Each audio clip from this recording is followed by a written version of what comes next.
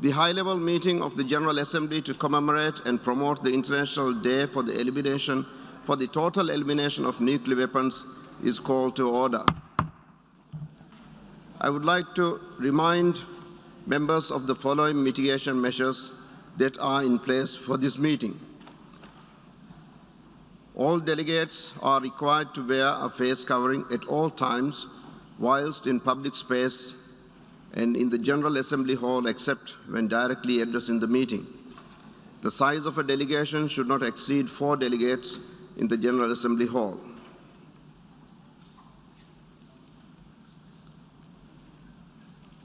Heads of State and Government, Mr. Secretary General, Excellencies, ladies and gentlemen, I warmly welcome all of you to this high-level meeting.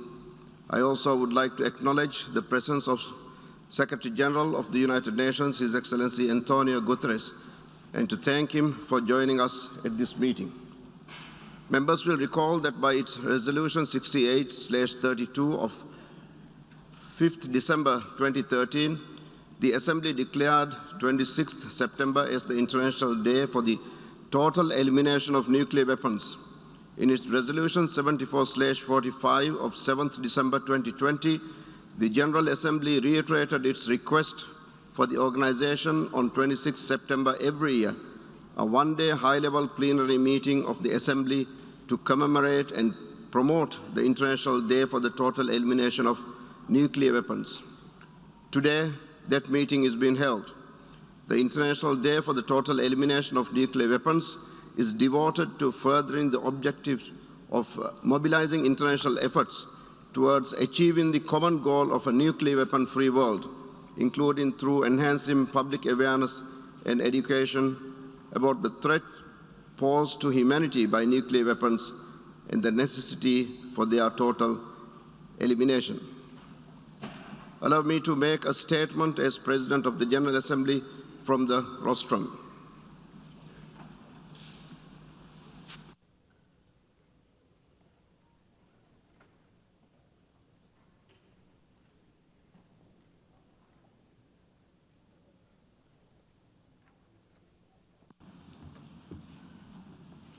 Bismillahir Rahmanir Rahim.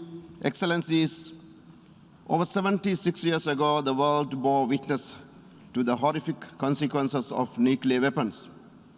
The 2 atomic bombs that devastated the cities of Hiroshima and Nagasaki and killed nearly 300,000 people dramatically escalated humankind's destructive capacity.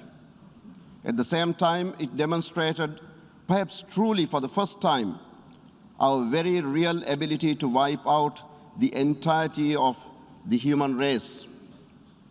While many countries continue to keep and invest in nuclear arsenals for their safety and security, the result is actually quite the opposite.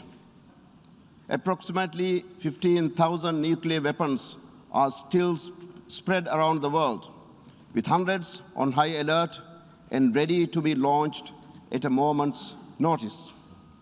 This is deeply alarming and collectively makes the world less safe.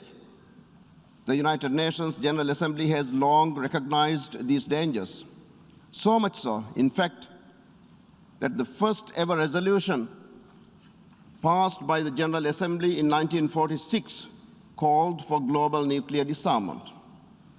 That struggle continues to this day. The entry into force of the Treaty on the Prohibition of Nuclear Weapons on 22nd January 2021 was a milestone in our efforts towards nuclear disarmament. I urge member states that we have not done so to consider ratifying this groundbreaking treaty. Universal adherence to it is crucial to our pursuit of a nuclear-free world. And the agreement between the Russian Federation and the United States of America to extend the New START Treaty for an additional 5-year period through 2026 is a deeply welcome move. Excellencies, while there is progress, there are at least 15,000 reasons why much more remains to be done. Going forward, we need to redouble our efforts to ensure meaningful progress in global nuclear disarmament. As we mark the 25th anniversary of the adoption of the Comprehensive Test Ban Treaty this year, there is a pressing urgency on us to make this treaty an effective legal framework. I call on those member states that have not yet signed or ratified the treaty to do so without delay, especially those whose ratification is needed for the treaty to enter into force. Likewise, the Treaty on the Non-Proliferation of Nuclear Weapons remains the cornerstone of the nuclear disarmament and non-proliferation regime. That is why the upcoming 2020 review conference of the Treaty of the Non-Proliferation of Nuclear Weapons is so important. Let us use this opportunity to renew our commitments toward non-proliferation, nuclear disarmament, and the peaceful use of nuclear energy. I urge all parties to set aside differences to reach mutually agreeable steps towards total elimination. Excellencies, since 2013, we have annually marked 26 September as the International Day for the Total Elimination of Nuclear Weapons. The purpose of this commemoration is to mobilize political commitment towards ridding the world of its nuclear arsenals. Let us do that now. Let us demonstrate our commitment to a better world. I would like to note that COVID-19 has forced us to reflect on the kind of world we want to live in. Nuclear weapons are incompatible with our collective views of this new world, as spelled out in the UN 75 survey results. Excellencies, our constituents expect a world built on hope, where humanity is in harmony with nature, where strength is measured in our coming together for a common and just cause, and where future generations can be proud that our actions today have resulted in a planet that is at peace with it. Under my presidency of hope, I will engage with member states to see how we can quickly and comprehensively free the world of its nuclear arsenals. With our collective determination, I am confident that we can deliver on this commitment, and I thank you.